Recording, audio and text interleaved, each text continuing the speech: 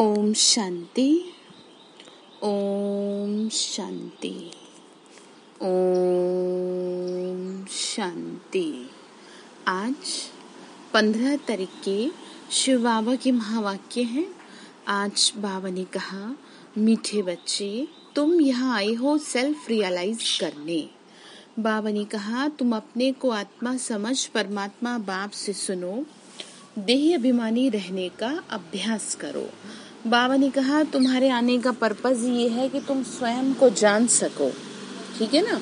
इसका मतलब क्या है? रियलाइजेशन करना, रियलाइज करना कि तुम आत्मा हो, तुम शरीर नहीं हो। इस बात को रियलाइज करो, स्वीकारो इस बात को। ये शरीर अलग है, तुम अलग हो।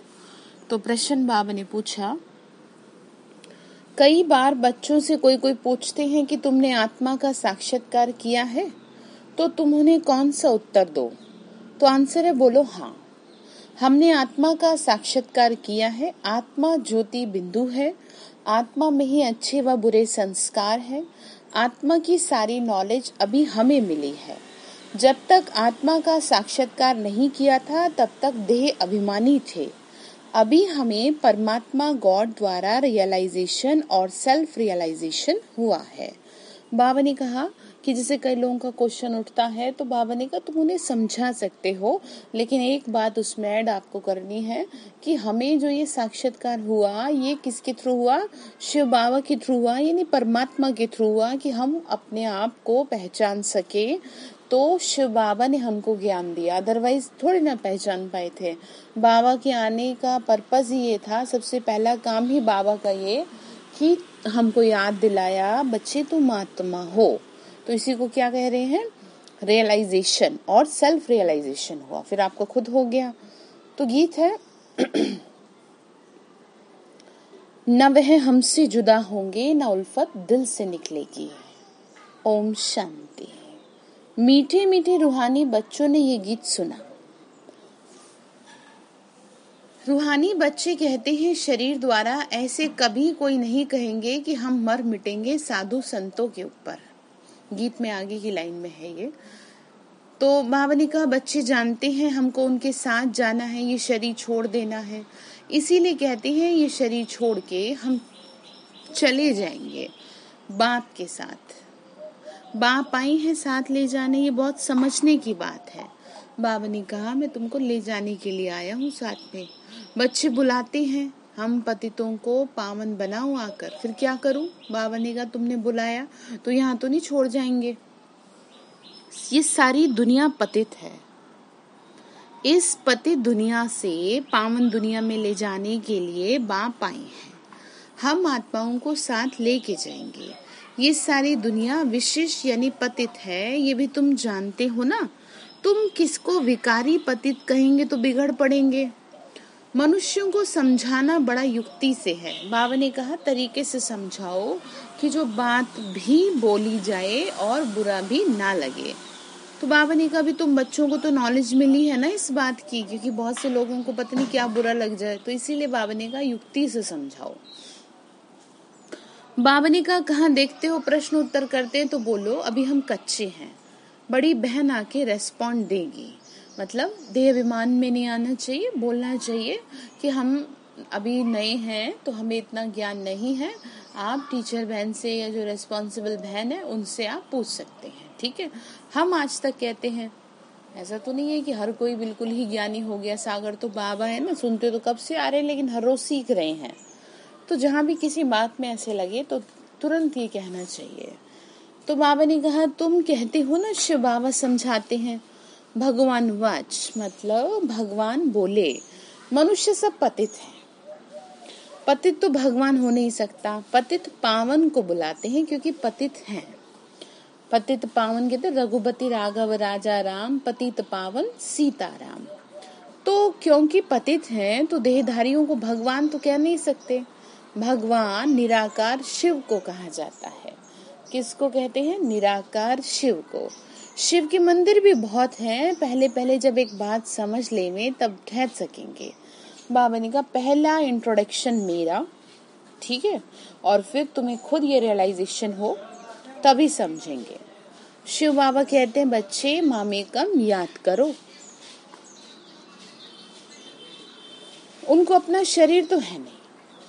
ब्रह्मा विष्णु शंकर को भी अपना सूक्ष्म शरीर है जो देखने में आता है, ये तो देखने में नहीं आता ना, उनको कहा ही जाता है परमपिता परमात्मा। बाबा ने कहा मैं तो मनुष्यों की तरह दिखाई नहीं देता, तो इसीलिए तुम्हें इतनी दिक्कत है मुझे याद करने में। तो बाबा ने कहा बच्चे देखो, तुमने पर ये दिक्कत नहीं होगी तब जब आप स्वयं को आत्मिक निश्चय करेंगे, आप शरीर के भान में रहेंगे तो विचित्र बाप कहें या विचित्र पिता जो है ना हमारे, मतलब शिव बाबा जो है वो दिखाई नहीं देंगे, क्योंकि हमारे आपके जैसा चित्र तो है नहीं, उनका शरीर तो है नहीं।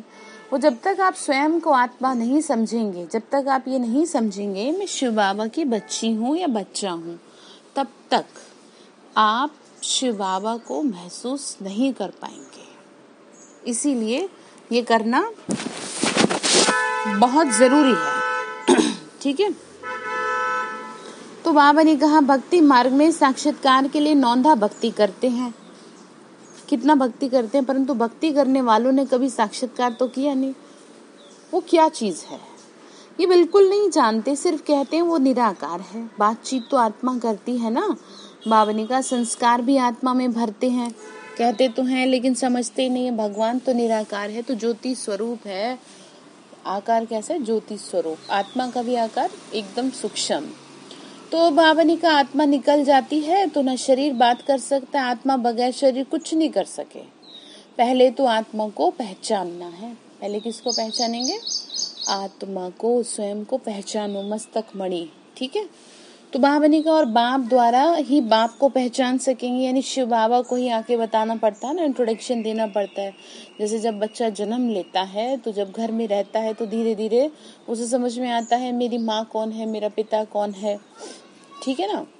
तो बाबा ने कहा बच्चे आत्मा को परमपिता परमात्मा का साक्षात्कार कैसे हो सकता है, जबकि अपने को ही नहीं जान सकते, देख सकते। जब अपना ही इंट्रोडक्शन नहीं है तो पिता का कैसे होगा। तो इसीलिए पिता को सबसे पहले आके हमें यही बताना पड़ा, यानी शिव बाबा को। भाई कहते तो हैं चमकता जब सितारा, कहती है ये दुनिया ना, परंतु ये किसी को नहीं पता कि आत्मा में 84 जन्मों का पाठ है।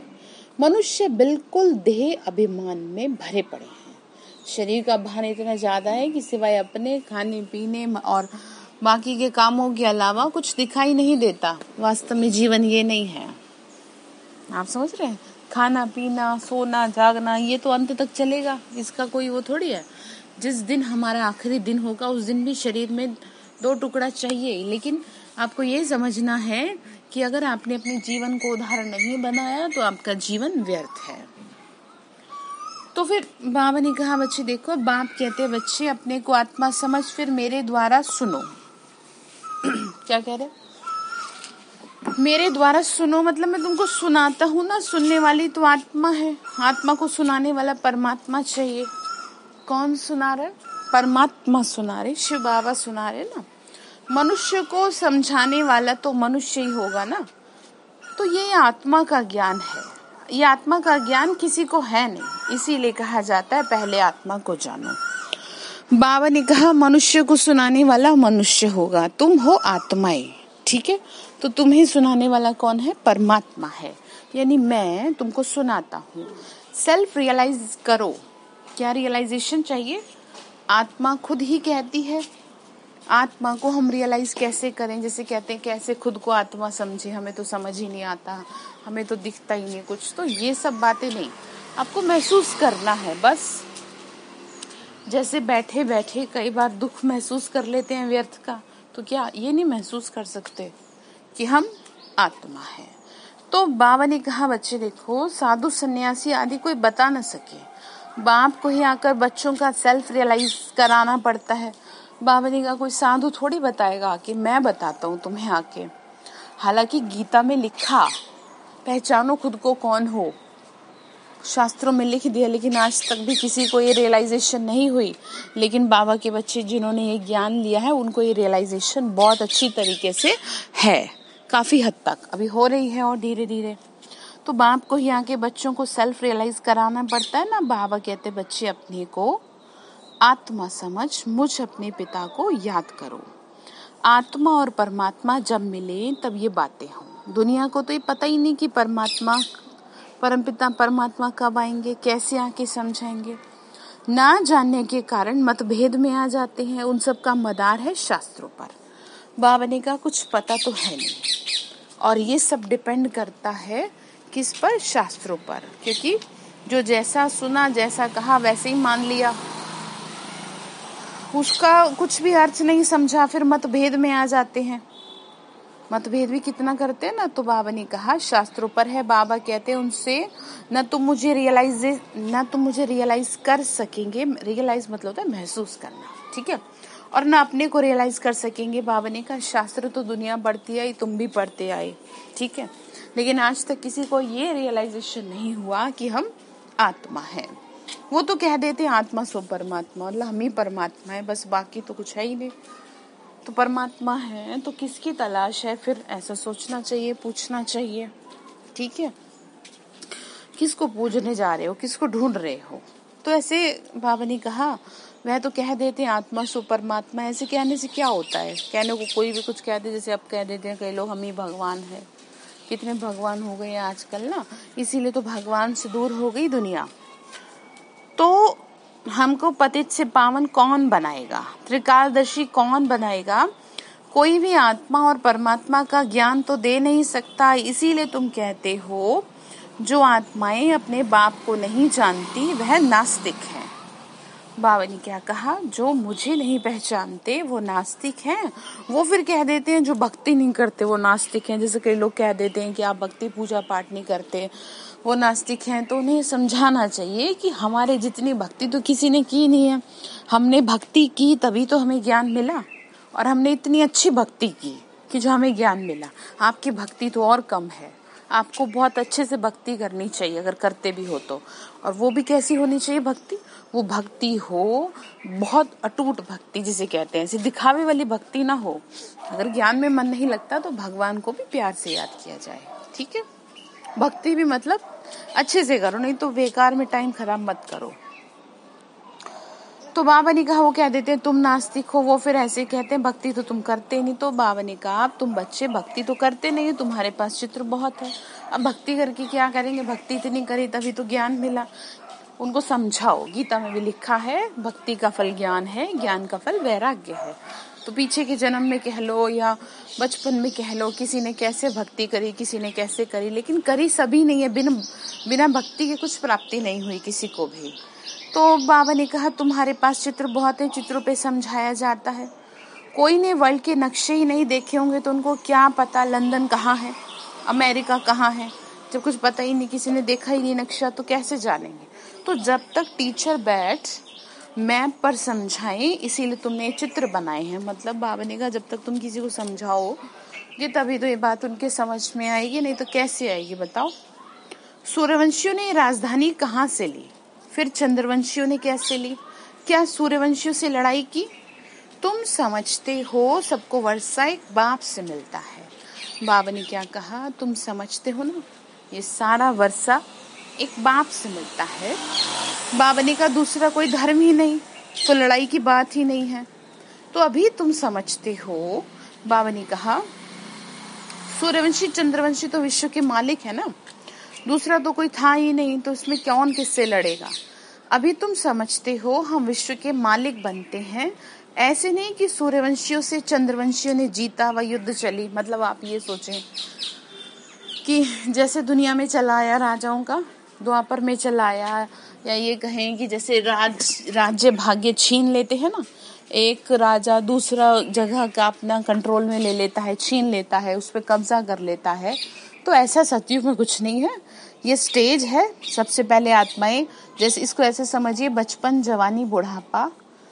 तो अब क्या है कि जो मतलब बहुत सुखों का समय है वो है सतयुग, और फिर उससे थोड़ा सा नीचे आए तो ये कहो कि थोड़ा सा टाइम और बढ़ गया आपका जीवन का। जैसे फिर त्रेता में आ गए। अब उसका मतलब थोड़ी छीन लिया, कुछ छीना किसी से कुछ नहीं जाता, ये स्टेज चलती है। ये इसको ऐसे समझिए कि सबसे पहले क्या होता है ना, सबसे पहले कोई चीज एकदम नई होती है और फिर वो एकदम पुरानी भी नहीं हो जाती, धीरे धीरे उसकी स्टेज कम होती है। तो वो जो धीरे धीरे कम हो रही है ना, वो है चंद्रवंशी के लिए कह सकते हैं आप। फिर चंद्र से और नीचे आ गए, फिर अब वैश्य, फिर शूद्र हो गए बिल्कुल ही। तभी तो बाबा ने कल समझाया शूद्र से ब्राह्मण मैं बना रहा हूँ, इसमें कोई किसी से युद्ध नहीं है, अलग अलग घराना होता है। अब तुम्हारी बुद्धि में ये चित्रों की सारी नॉलेज है, स्कूल में भी स्टूडेंट पढ़ते हैं तो बुद्धि में सारी नॉलेज आ जाती है। छोटे बच्चों को किताब में दिखाया जाता है ये हाथी है, ये फलाना है।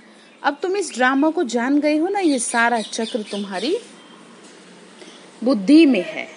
ये है सारी नई बातें और इन बातों को ब्राह्मण कुल ही समझेंगे।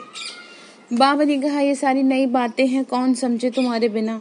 दूसरे तो बैठ फालतू डिबेट करेंगे, मतलब विवाद करेंगे, वाद विवाद मतलब बहस करेंगे। ऐसे तो नहीं सबको इकट्ठा समझाया जा सकता, नहीं, अलग अलग समझाना होता है। कायदा भी है ना, पहले बाप को आत्मा को समझें, फिर क्लास में बैठें तो समझेंगे, नहीं तो समझ ही नहीं सकेंगे, संशय उठाते ही रहेंगे। तुमको समझाना है, किसको? एक बाप को। बाबा ने क्या कहा? तुमको सिर्फ समझाना है, ठीक है। भगवान एक ही है, मतलब एक बाप के बारे में समझाना है, एक बाप का। भगवान तो एक ही है ना, वो ऊंचे ते ऊंचा है। देवताओं को भी भगवान नहीं कह सकते, आत्मा का भी ज्ञान अभी तुमको मिला है। देवताओं को भगवान नहीं कह सकते, पुण्य आत्मा कह सकते हैं, देव आत्मा कह सकते हैं, धर्म के प्रति काम करने वाले को धर्मात्मा कह सकते हैं, लेकिन परमात्मा किसी को नहीं कह सकते सिवाय ज्योति बिंदु शिव बाबा के। आत्मा का भी ज्ञान अब तुमको मिला है, कर्म का फल आत्मा ही भोगती है, संस्कार आत्मा में ही रहते हैं, आत्मा सुनती है इन ऑर्गन्स द्वारा। भगवान बाप एक है, वर्षा उनसे मिलता है। तो बाबा ने समझाया तुम अपने को आत्मा निश्चय करो और बाप से बुद्धि योग लगाओ। जन्म जन्मांतर तुम भक्ति करते आए हो, हनुमान के भी पुजारी होंगे तो हनुमान को याद करेंगे ना, वह कृष्ण के पुजारी होंगे तो कृष्ण को याद करेंगे। अभी तुमको समझाया है कि तुम तो आत्मा हो, तुम्हारा परम पिता परमात्मा है, उनको याद करने से ही तुमको वर्षा मिलेगा। बाबा ने क्या कहा? उनको याद करने से ही वर्षा मिलेगा, यानी परमात्मा को याद करने से ही जीवन में सुख शांति आएगी आपके, ठीक है। तो बाबा ने कहा स्वर्ग का रचयिता तो जरूर हम स्वर्ग में होने चाहिए। भारत स्वर्ग था, अभी तो स्वर्ग है नहीं। जो राजाई हो, नरक में तो रावण की राजाई है, हमारी राजधानी कैसे चली? फिर नीचे उतरे, कुछ भी नहीं जानते। बाबा ने कहा कि बच्चे कैसे नीचे गिरे ये जानते ही नहीं कुछ भी, ठीक है ना। तो समझाया बाबा ने, अभी तुम जानते हो ना पुनर्जन्म लेते लेते हमको नीचे उतरना ही है। अब फिर बाबा कहते बच्चे मुझे तुम याद करो तो तुम पावन बन जाओगे, स्वर्ग का वर्षा मिल जाएगा। हम बाप के बनते हैं तो बाप का वर्षा मिलता है, परंतु जब तक तमो प्रधान से सतो प्रधान ना बने, योग से पावन ना बने, तब तक वर्षा मिल ना सके। बाबा ने कहा मुझे याद करने से तुम्हारे विक्रम विनाश होंगे, विकर्मा जीत बनेंगे, ये गारंटी है। बाबा क्या बोले? बच्ची गारंटी है, मुझे याद करो तो मुक्त हो जाओगे पापों से। बस मुझे सच्चे दिल से याद करते रहो, अंदर ही अंदर अजब पजाप करते रहो। बाबा ने कहा कोई समझेंगे, कोई तेज बुद्धि वाले होंगे तो शोर मचाने लगते हैं, कोई ना कोई विघन डालने लग पड़ते हैं, मतलब ऐसे भी हो जाते हैं। कोई हंगामा करे तो ये बोलना चाहिए एकांत में आके समझो। मतलब अगर आपको लगता है कि कोई ज्यादा बहसबाजी करता है 2-4 लोगों के बीच, उसको अलग से समझाएं, ठीक है। तो यहाँ का कायदा है 7 रोज भट्टी में रह के समझना चाहिए, यानी 7 डेज कोर्स। क्योंकि ये ज्ञान नया होने के कारण मनुष्य मूंझते हैं। कोई भी पहले नया सेंटर खुलता है तो उसमें होशियार होने चाहिए जो सबको समझा सके। बाबा ने कहा भगवान तो सबका एक है, सब आत्माएं भाई भाई हैं, परमात्मा सबका बाप है, पुकारते भी हैं हे पतित पावन आओ, तो जरूर वो पावन है। बाबा ने कहा बच्चे मुझे पुकारा है तो अब समझो तो सही इस बात को, वो कभी पतित होते नहीं, बाप आकर ही पतितों को पावन बनाएंगे ना।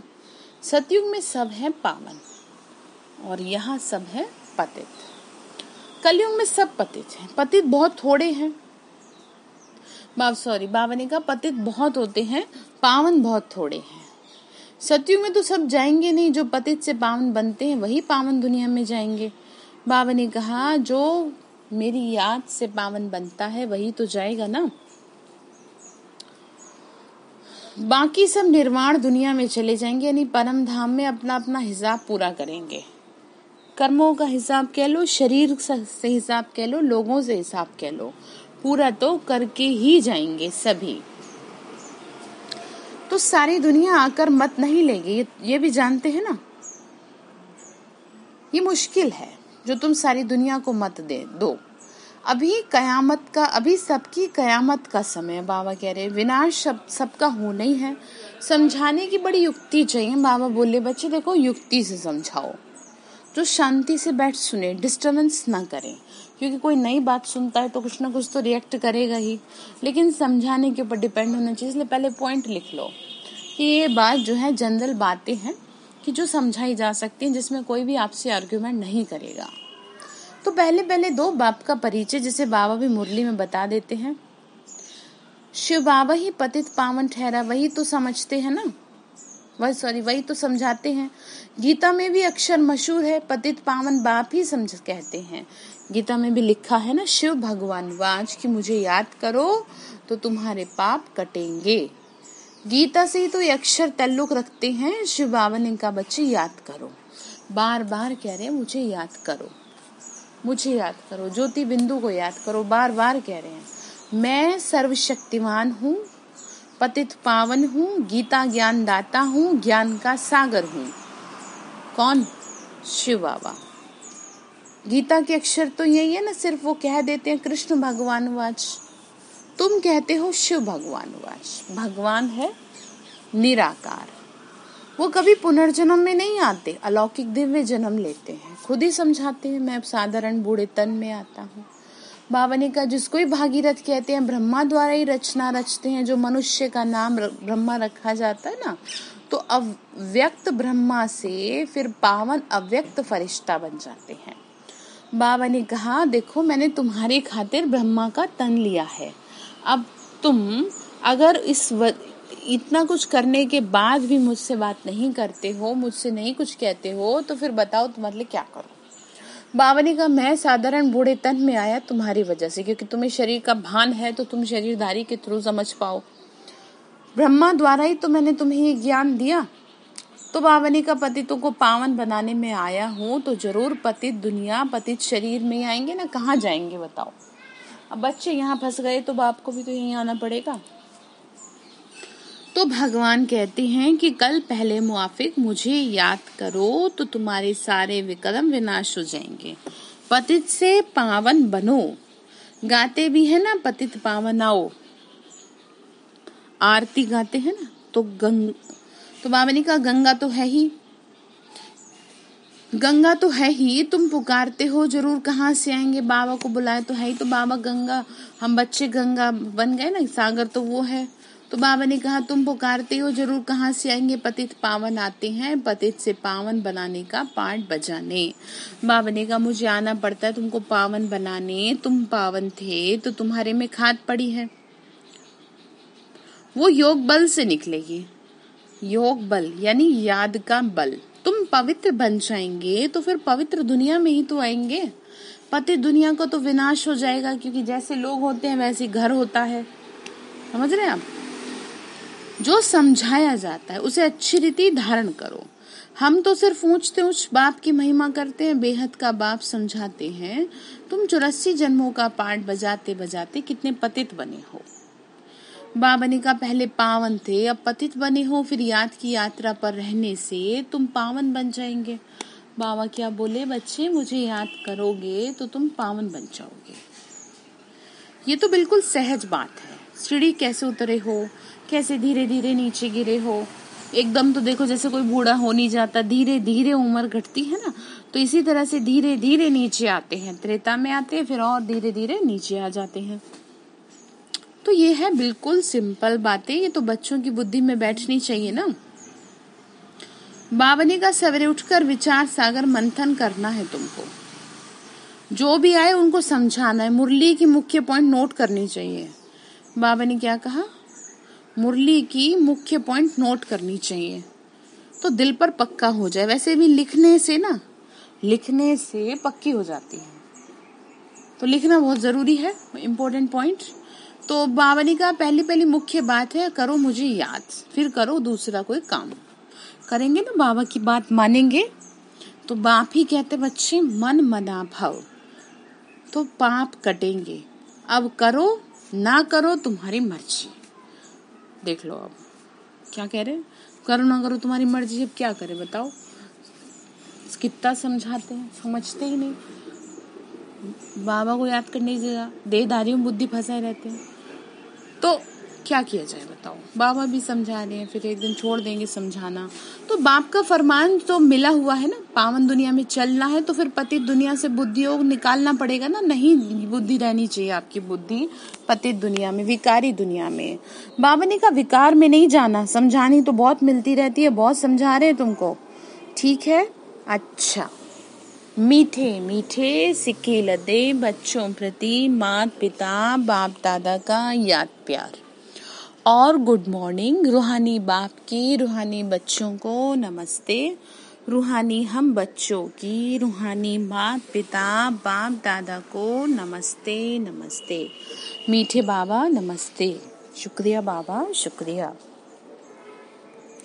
तो धारणा के लिए मुख्य सार है सवेरे सवेरे उठकर विचार सागर मंथन करना, यानी मुरली की पॉइंट्स पे विचार करना। जो सुनाते हैं ना बाबा ज्ञान, बाप जो सुनाते हैं ना उसे नोट कर रिपीट करना, दूसरों को सुनाना। सबको पहले बाप का परिचय देना। सबसे पहले शिव बाबा का इंट्रोडक्शन देंगे सभी को। दूसरी पॉइंट है पावन दुनिया में चलने के लिए इस पतित दुनिया से बुद्धि योग निकाल देना। बुद्धि निकालेंगे तभी तो पावन दुनिया दिखेगी। इसीलिए आपको कहते हैं ना पावन दुनिया को देखो, जो जैसा देखेंगे वैसे ही आपकी बनती चली जाएगी दुनिया, ठीक है। तो वरदान दिया बाबा ने, मनसा के महादान द्वारा हर संकल्प की सिद्धि प्राप्त करने वाले मास्टर सर्वशक्तिमान भव। मनसा यानी मन से क्या करना है, दान करना है। महादान बाबा ने कहा क्या दान करेंगे, बाबा ने कहा जो बच्चे मनसा द्वारा शक्तियों का दान करते हैं, जैसे किसी को शांति की शक्ति दे दी, किसी को खुशी दे दी, मन से संकल्पों से उन्हें मास्टर सर्वशक्तिवान का वरदान प्राप्त हो जाता है। किसी को भय से मुक्त कर दिया, क्योंकि मनसा द्वारा शक्तियों का दान करने से संकल्प में इतनी शक्ति जमा हो जाती है जो हर संकल्प की सिद्धि प्राप्त होती है। बाबा ने कहा ऐसा करोगे तो तुम्हें हर संकल्प में सिद्धि मिल जाएगी। वे अपने संकल्पों को जहां चाहे वहां 1 सेकंड में टिका सकते हैं, ठीक है। मतलब जब आप ये सेवा करोगे मनसा, तो बाबा ने क्या कहा, इतनी शक्ति जमा हो जाएगी आपके अंदर कि आपके हर संकल्प में सिद्धि, मतलब जो चाहोगे वो होगा, ठीक है। तो बाबा ने कहा वे अपने संकल्पों को जहां चाहे वहां सेकंड में टिका सकते हैं। संकल्प उनके वश में होते हैं, संकल्प उनके वश में, व्यर्थ में नहीं चलते। वे अपने संकल्पों पर विजयी होने के कारण चंचल संकल्प वालों को भी थोड़े समय के लिए अचल व शांत बना सकते हैं।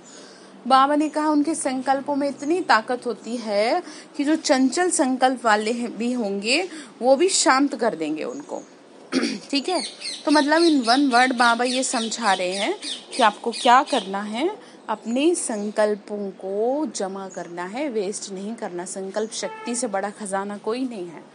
सेवा करेंगे ना, मनसा सेवा करेंगे, ठीक है। स्लोगन है निरंतर एक बाप के संग में रहो तो संग दोष से बच जाएंगे। बाबा के संग में रहो, ठीक है, मतलब बाबा ही आपके साथ है, ऐसा महसूस करो तो बाबा आपको बचाएगा खराब संग से।